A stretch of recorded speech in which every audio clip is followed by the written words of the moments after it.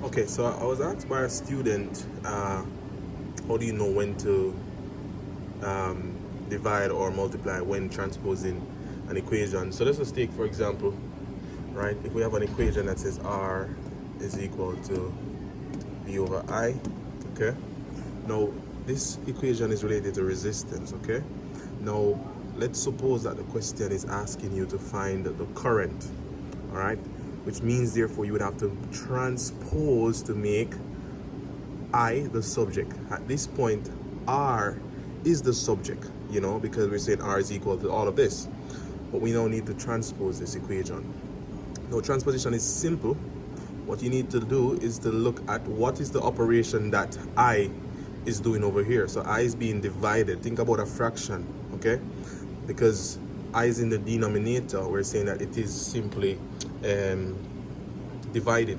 Now, I want to take the I and bring it all the way over this side. So in order for me to go across the equal sign, I must do the opposite of what is happening over here.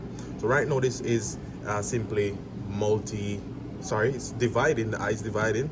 So I have to multiply it on both sides, right? That way I can cancel out these I's on this side, okay?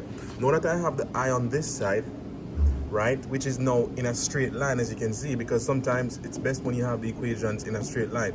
So right now this is what I have. The equations are in a straight line, but I still want I as the subject.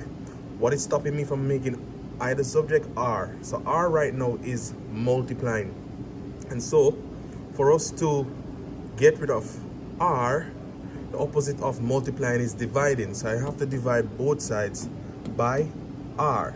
Now R cancels R, leaving me now with to say current is equal to V over R, right? So that's the transposition, and this, as I said, is related to resistance. Resistance is the ratio of potential difference to current under the whole topic of Ohm's law, all right? Okay, so basically that's how you would go about doing transposition, and it applies right across the board.